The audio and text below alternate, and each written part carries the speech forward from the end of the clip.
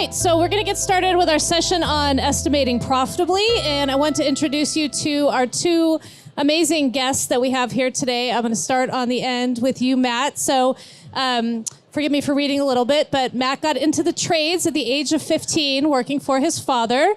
Now he's a third-generation carpenter with family business, Panella Construction, and he's leaving his mark on the world of social media. If you're not familiar with Matt, you should definitely follow him.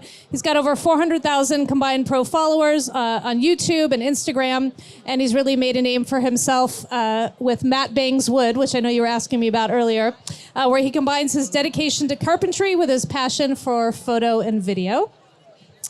And then I'm going to introduce Mark Richardson. He is an author, speaker, columnist, and business growth expert. Mark has presented to thousands of businesses and sales leaders across the country. He writes columns for Professional Remodeler and Professional Builder. He was named Ernst & Young Entrepreneur of the Year in 2006, and he's a member of the NAHB Hall of Fame, and that's the short version of his bio because there is just way too much to cover. So thank you to both of you for being here. Thank you for having us. Yeah, and thank you. Let's dive right into our topic. Matt, I'm going to start with you. One of the things I love about both of you is your willingness to share the good, the bad, and the ugly. So maybe we start a little bit with the bad and the ugly, and tell us, what have been the challenges you've run into when it comes to estimating profitably? I think one of the biggest things is when you first start in business, you have no idea how long things take. You have no idea how much things cost, so you're kind of just spitballing. So for us, it was, how much is this going to cost, and how much is material? Let's mark it up a little bit. And that's exactly what we tried, and we lost so many times. And it was over and over and over again. And it took us figuring out, okay, how long does it take to frame a 1,000 square foot house? And then we could kind of calculate that a bit more. How much is material? How much are we missing on average? Because Lord knows I miss quite a bit on takeoffs. So over time, we've lost enough to the point where we can kind of estimate a little bit better. But it was a lot of trial and error, and we lost on many, many jobs. I'm sure you see that quite a bit in this industry. Absolutely. I think having coached and worked with a lot of people, when it comes to estimating, I think in many ways it's more of a kind of get over the fears, the mindset of being wrong. And if you go into it with the right mindset, that I want to kind of have a little bit of edge, but realize it does rain occasionally too. And I think if you go in with that kind of mindset and you realize 80% of the things are going to be things you're going to pin down without any variance, you're really only worried about 20% of the things. And if you're wrong, fine, learn from it, be wrong, and, build in some tolerances that, that help you be successful. So what, in your experience working with remodelers, Mark, where else have you seen problems arise? Where do things go wrong? I think this whole notion of sunny day conditions, I think it's natural for, remodelers to want to assume the best, but then they're disappointed when things don't necessarily arrive on time, or the client, sometimes has a little bit to do with your effectiveness. And I think if you can just build in a little bit of tolerance, just don't make that suit so tight that you're now being controlled by it. I think if you can build in a little bit of tolerance, learn from it, adjust quickly. One of the things that we did with estimating that was really important is on a monthly basis, we looked at the accuracy of the estimates. And we would tweak them up and down every month. And it created a level of consistency that was more real time based on history, not necessarily how we did last year. Mark, I'm curious though, how can a new company do that though when, say you're just getting going, you're trying to land jobs. Oftentimes these contractors are dropping their prices, trying to be competitive. They think it's going to take 15 days. They bid for 15 days only. So you're saying they want a cushion. You have to have that. Obviously things aren't going to go perfect. You forget about demo of the cabinetry or the flooring, whatever it may be. What would you suggest a brand new company do in times like that? So first of all, and I don't want to be disparaging to any of this wonderful group, it ain't that difficult, okay? It just isn't that difficult. And if you really think about an estimate, and I can tell you about personally a breakthrough for me probably 30, 40 years ago, is I figured out a way to make it a game, and games are fun and estimates are not fun. So I was able to make it kind of fun. It was a game, and it was like a jigsaw puzzle. And how did I kind of weave through it in a fun sort of way? But what I did was I determined there's only about 22 line items on any remodeling project. Yeah, within each one there was more, but if you can then have the discipline to stick with that checklist, stick with those 22 line items, make sure you're backfilling in the right information for each, the likelihood that you're going to be wrong is much less. So to add to that, one thing that I've had a lot of trouble with is change orders and things. I mark up 10, 15, 20% tops, and that's kind of been the industry standard for as long as I've been doing this. I have a problem with that though. Oftentimes the plumber is coming in at $2,500. I'm charging 10, 15%. I'm losing that by back office costs and management in general. What can I do there to not lose money? Well, to start with, marking up 10, 20% ain't gonna work in home remodeling. That may work in new construction, but new construction is, it's a different kind of animal than remodeling. And the margins that you need to be profitable in remodeling are gonna be much higher in terms of the markup.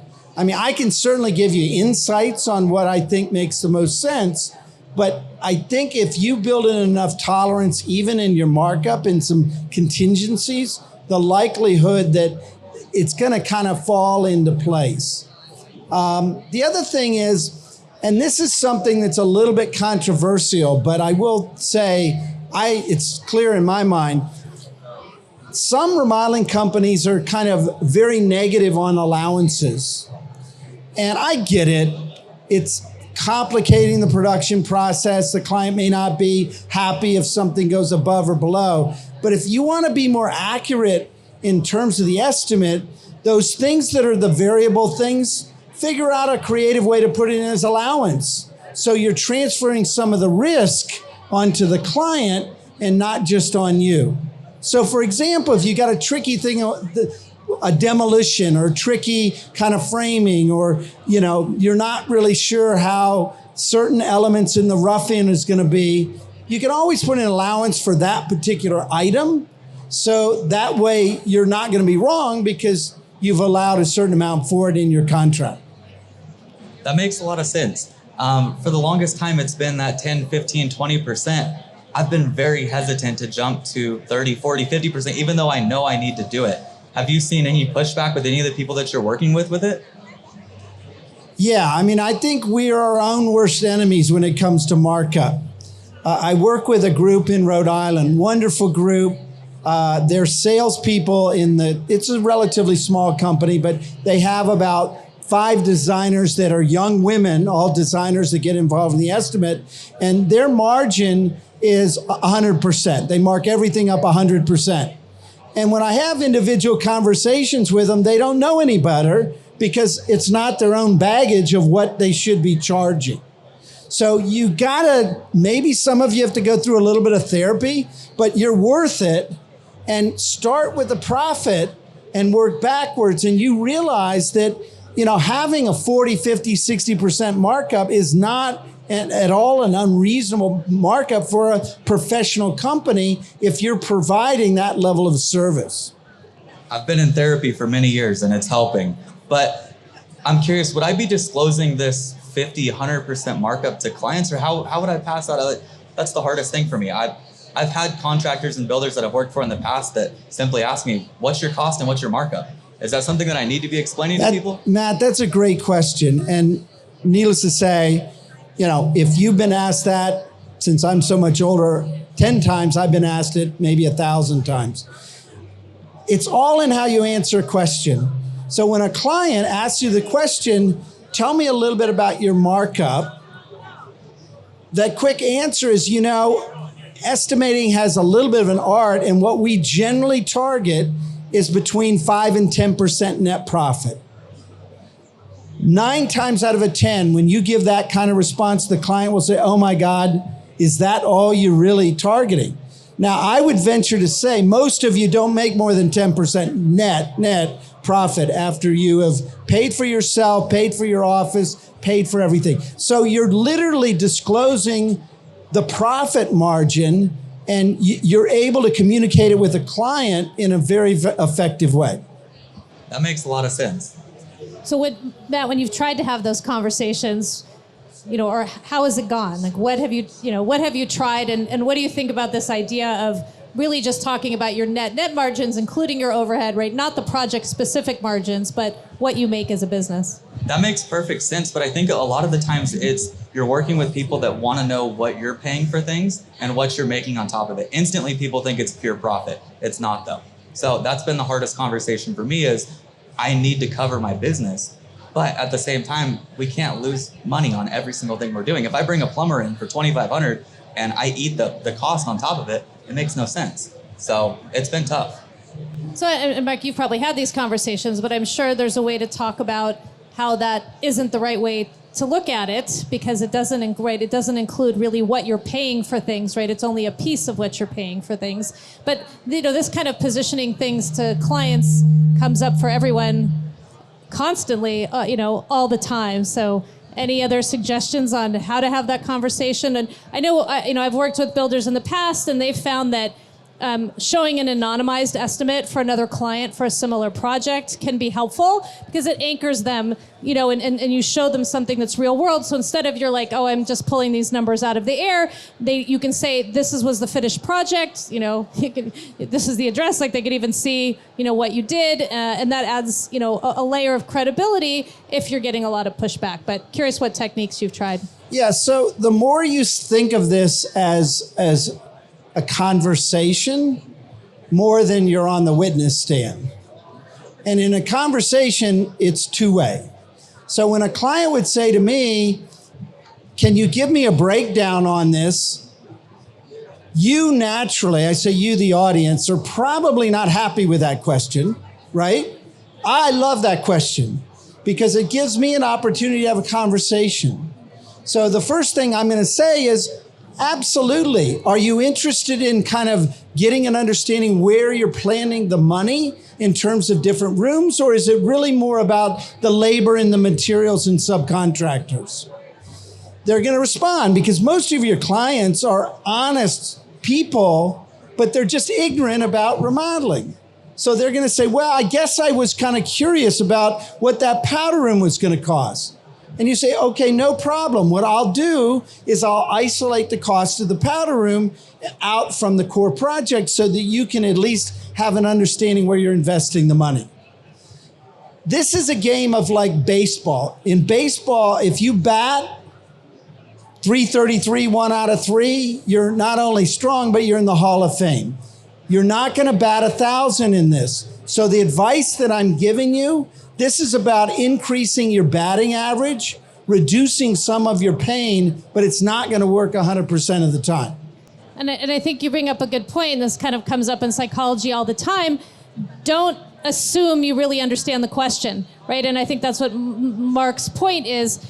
Ask them more probing questions about their question before it's like with children. You're like, what are they really asking me, right? It wasn't the scary, difficult question I thought it was going to be. It was actually, right, something that was very answerable. And so it really makes a difference to kind of keep asking clarifying questions, because then maybe you'll really only have to answer, right, in a way that you're very comfortable with and it doesn't require an awkward conversation. But don't assume from the first question that you totally got it and you know exactly how to respond. Keep asking. So Mark, I'm curious. A lot of people deal with clients that are wanting things without a cost on top, without a markup. I've been asked a million times. I'm sure you guys have as well.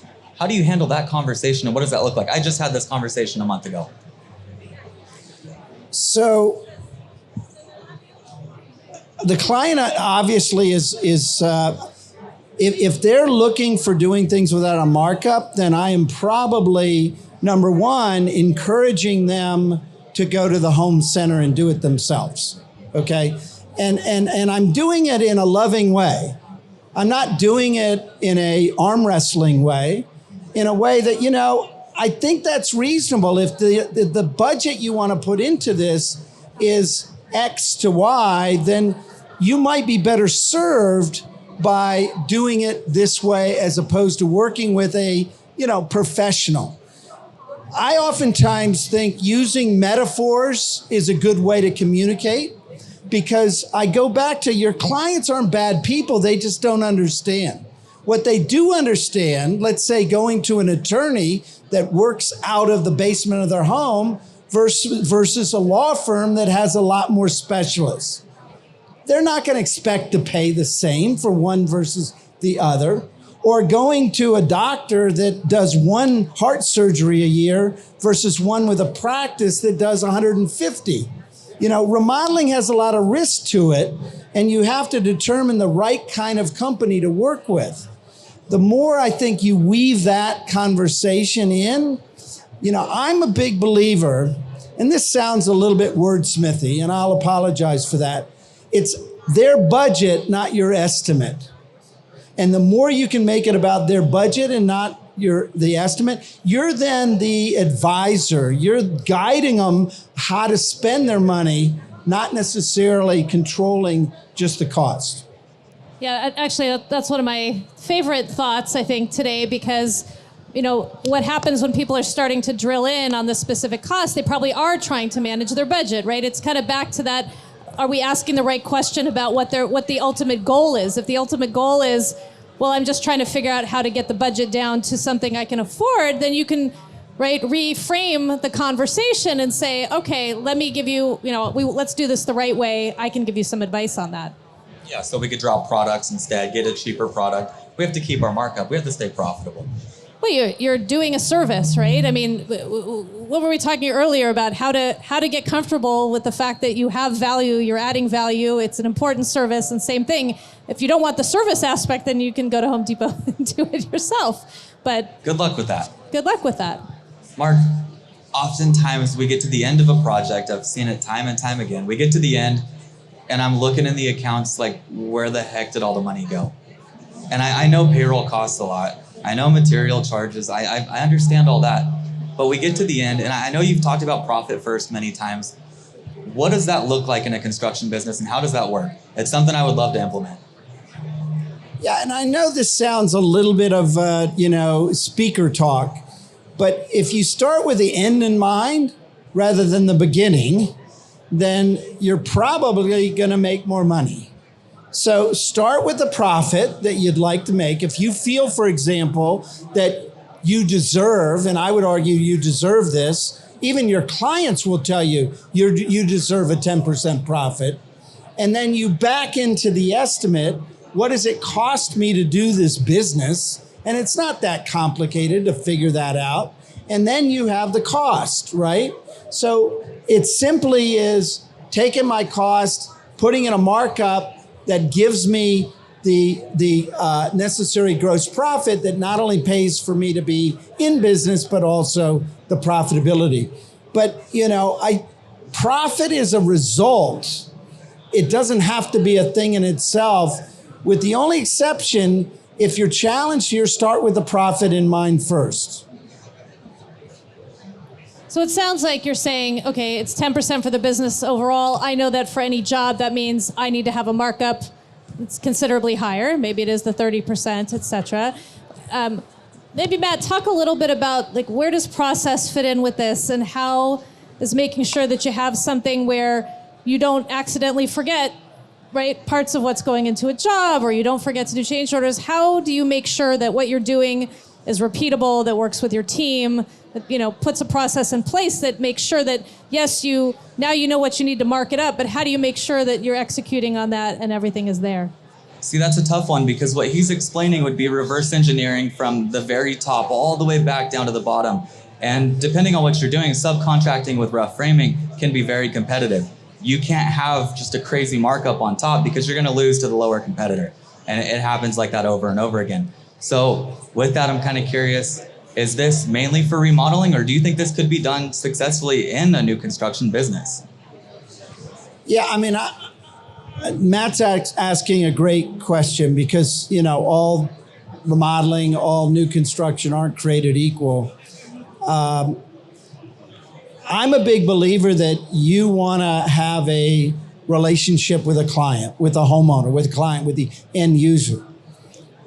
In a scenario where they're just lining you up with an independent architect and say, step up for this, this, this, and this, it's a different kind of ball game, okay? So much of what I'm describing is more of a relationship between the remodeler and the homeowner and how you approach this project. That makes a lot more sense. The new construction world can be very competitive. And I know a lot of people are just scraping by, and they've been in the business for many years. So you have to get that established clientele and work with the right people. You're getting the prices you want then, and eventually it'll work out. But so I'm curious, if there was one piece of advice you could give to anybody just starting out in business, what would it be? The remodeling business is a lot of fun if you allow it to be. Estimating should not be painful. If you feel like estimating, I'd rather go to the dentist than do an estimate, then you haven't figured out the game. You haven't figured out the fun in the estimate. And again, I don't want to be flippant and corny about it, but my one bit of advice is find the fun in something. The fun might be, for example, the joy you're creating for the client. The fun might be it's creating more friends and relationships and how you approach that. The fun might be that you're a building science guy and you crack the code on a particular problem and issue. But if you can't find the fun into it, you probably should either leave the business or go work for someone else. So I'm big on systems and having things in place to where you're not forgetting. I've done many takeoffs, many proposals, and I get to the end, send it off, and forget something. So with like using House Pro, you have everything already in there. That type of system built in, how would you make it fun from there? Obviously, is it just a game of trying to get these projects or trying to get certain projects? What does that look like? That's a great question. I'm actually, haven't flown for a while, but I'm a private pilot. And private pilots go through a checklist. We don't see a lot of planes crashing. It's because of the checklist, right? It's not because of the competencies. So by having tools like you have here at House Pro, you have something that is gonna keep you from stepping in the bear trap. It's gonna keep you from making mistakes.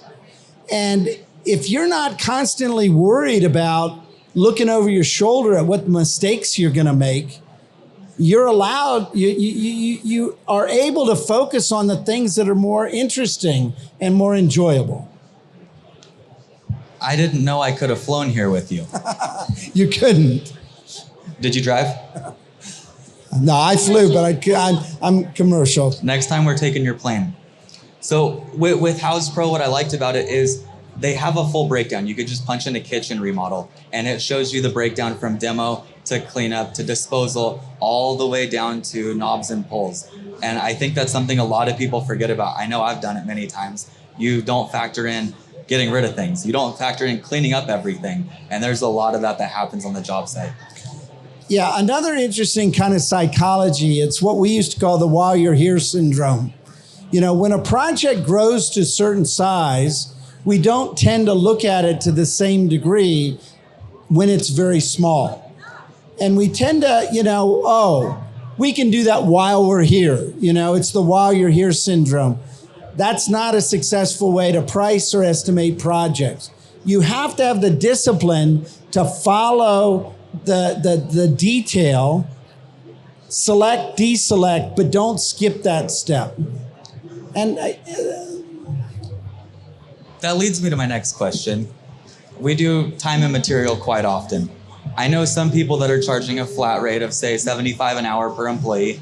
And then I hear some people are charging $75 an hour flat per employee with a markup on top of it. I've never once charged a markup on top of it. Does that make sense to you? Is that possible? Well, again, of 10 remodelers, there's 9 different ways they do it. So there's not a right and wrong. My advice to that is you figure out a model of pricing especially when you're doing T&M and cost plus, that the client kind of gets it. They can swallow it. You're not like arm wrestling with them. And I think when it comes to labor, you can in fact put a higher margin on the labor. If the core labor is $40, you can put in the labor burden, and that gets you up to maybe $60, and then you put your markup on it and it gets you up to $90. So you can put that in, and then maybe your overhead gets added to that and your profit margin. So that is a model I think that will work. And quite frankly, the more of that labor you can build in, you're kind of building in some of your margin that's cushioned within that labor and labor burden. That makes perfect sense. So we talked about, how having a system can help you not lose things along the way, make sure you do change orders, but back to the sales process and positioning things to clients, I know one thing we've talked about is having an estimate that looks professional is kind of half the battle of justifying your value. So maybe talk a little bit about, on both sides, what your experience has been with that and the importance of looking professional, not just performing professionally. Mark, you'll enjoy this. I had a tile contractor.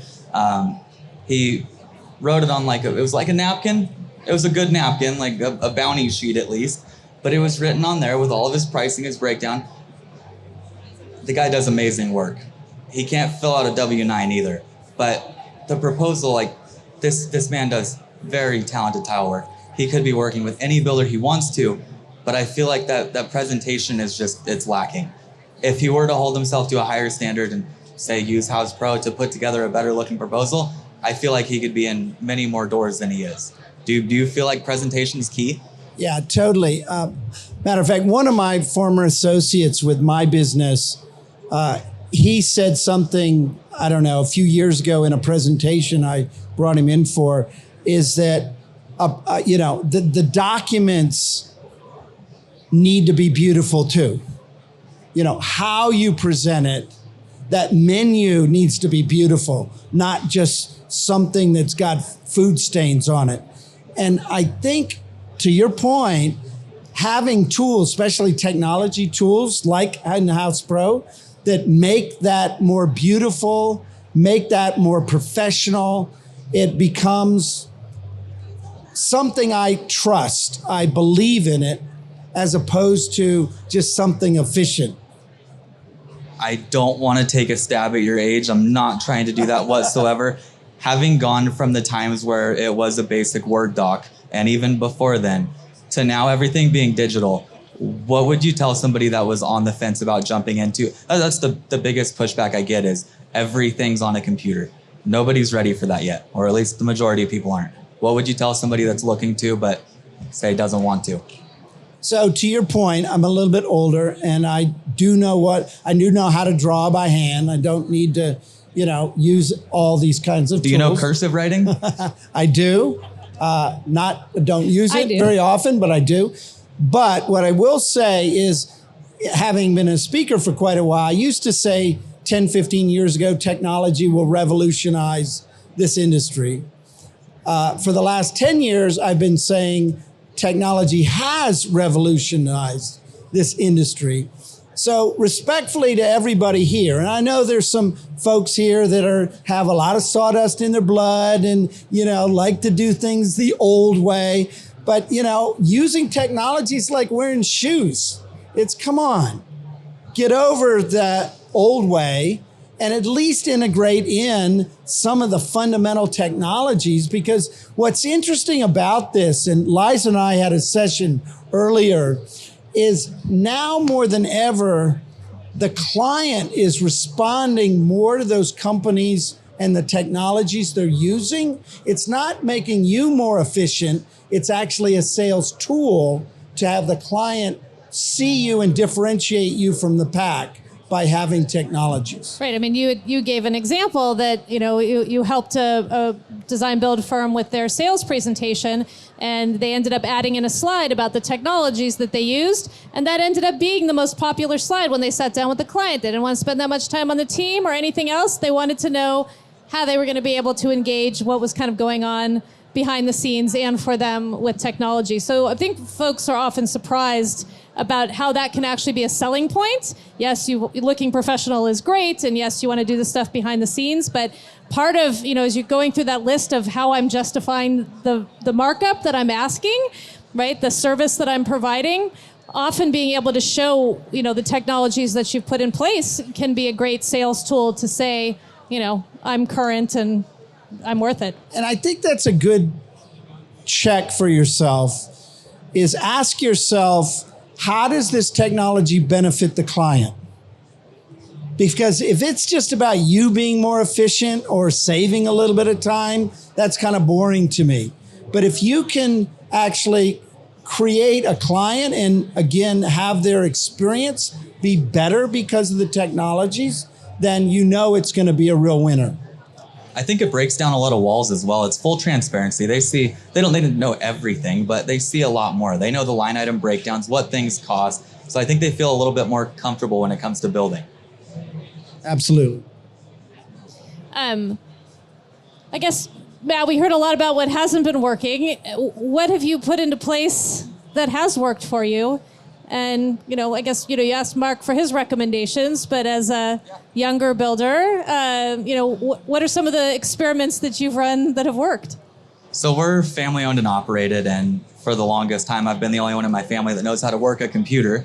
But we do have family in the back office, and they have had to struggle with it. Formatting a Word document is like learning a new language. So with House, we're doing all of our invoicing, all of our takeoffs, all of our proposals. And the cool part is everything's attached. So every computer that I'm logged into, we have access to all of it. And that's the greatest part. And somebody that's completely computer illiterate has managed to figure out proposals with beautiful line item breakdowns. And she took over not too long ago from this. I relieved myself of it, but it was miserable in the beginning. And this was just prior to House Pro. We're looking at the formatting on this, and the headers, it was a mess. So now everything's easy to use. She knows where to input square footage, linear footage, whatever it may be. And it looks professional. It looks like I did it. And that's it's hard because the clients that we've worked with in the past know that we held ourselves to a higher standard. And then she kind of took over, and it's like, wow, you guys really fell off like hard. But now everything looks good. That's been nice. We're using it for all of our takeoffs. That's awesome. I know we've talked about it quite a bit. I had a project that I underestimated a lot of sheathing on, and that was just before using your guys' takeoff software. So that's been huge as well. Just in general, having everything all in one spot is awesome. Any tips on how to get team members to adopt technology, especially because I think it's a common situation for folks when you have a team with diverse, I guess, comfort levels? Don't give them a choice. You can't. Honestly, it's such an easy software to use. Everything is there. You guys have step-by-step breakdowns on everything. If you could read, you could figure it out. And if you can't read, you probably shouldn't be filling out proposals. I think part of it too, related to that with a team, is it's very important to have production trust the estimate. There's a natural tendency for production to think there's not enough time. There's not enough of this. So one little technique that we did was we brought in production and we did some fun little exercises. And one of the exercises, we said, okay, in this conference room, let's pretend like it's a large dining room. How much time would it take you as a carpenter to install crown molding in this room? And they all wrote down a number of hours. So I went to Jim over here and he said 5 hours. Someone over here said 6 hours. And I said, okay, in our estimate, we're building 12 hours. Do you think that's enough time? Then we went on to another example and another example. And after we did that and they realized that we were allowing probably more time than what they thought, it changed their level of trust in the estimate. Because you want production to be aligned and buy into kind of what you're doing and not that you're constantly falling short. In the early stages of business, that was the biggest problem. Was we'd sit there and think, we could do this really fast. No, the setup, mobilization takes a while. Getting everything there, you forget something at home, there's endless possibilities. And I don't think in the first like 2 to 3 years, we were ever on time or on schedule for anything. No, I mean, I will say, for those that see kind of slippage, in full disclosure, back in the early 90s, we had a gap between estimated and actual of about 8 points. And we put estimating systems in place, all the things I'm talking about here, and within 2 to 3 years, our estimate versus cost was within 1%. And, you know, when you can get to that place where what you're estimating is not this wild ass guess, it's in fact something you can count on. Now we're talking. It's a way to be more profitable. I'm at home now. That's awesome. Great. So I guess to close, and we'd love to open it up for questions. So please, feel free to ask these guys anything. How long do you think it realistically takes to start getting to this place? Like, what's how should people feel? Like, I can go home tomorrow and start, changing what I mark up and thinking about this differently. What's a reasonable time frame, and how do you start, and who's most important to involve in the process? I know some people that get started and charge way too much, and they're just killer from the start. We charged way too little because we undervalued ourselves, and that took a long time to figure out. And then another thing is hiring your weaknesses. That was a big thing for me, was figuring out who we needed in place and where. I am all over the place all the time. So hiring a lead carpenter that was able to manage everybody, he doesn't have to know everything. He doesn't have to do any paperwork. He just needs to manage the job site. That was huge. So it gets me off site. I'm able to do whatever I need to, back office or running around like crazy like normal. And he takes care of everything there. So without that, I'm trying to do things from the job site. It's a pain. I'm trying to get material. I don't know what the guys are doing on site. So I think hire your weaknesses and value yourself. So I would say, I'd start by saying the fact that you're here, you're in the top 1% of the remodelers who aren't here. So at least give yourself some credit. You put the stake in the sand. I went to the show. I went to the seminar. The real question is, what do you do tomorrow or the next day? So as a guy I wrote a book on the art of time mastery, I encourage you to treat yourself with the same degree of importance and reverence that you do your clients. Start making appointments to yourself, literally in your Outlook, for 30 minutes, 30 minutes, 30 minutes. I'm going to work on estimating software. I'm going to work on, reading or studying or watching certainly some of Matt's videos. I'm going to work on it. And once you become more a student of success, you will be more successful. But it's going to take being proactive to do it, not just showing up and hoping it lands on your desk. So considering I've told you that I've lost a lot of money here today and that things haven't always gone well, I have a long ways to go. I'm 10 years into this industry. I have a long ways to go. If there was one thing that I could implement, say, starting next week, what would it be? Well, first of all, I think you're not giving yourself enough credit. You're probably doing a lot more things right than you think.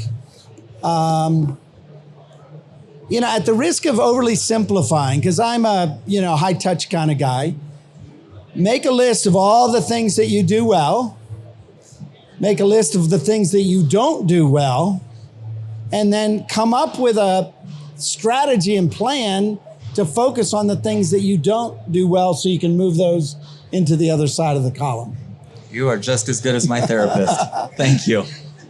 I think everyone here, if you realize it, that's probably your most important skill you need to develop, is to be a better therapist.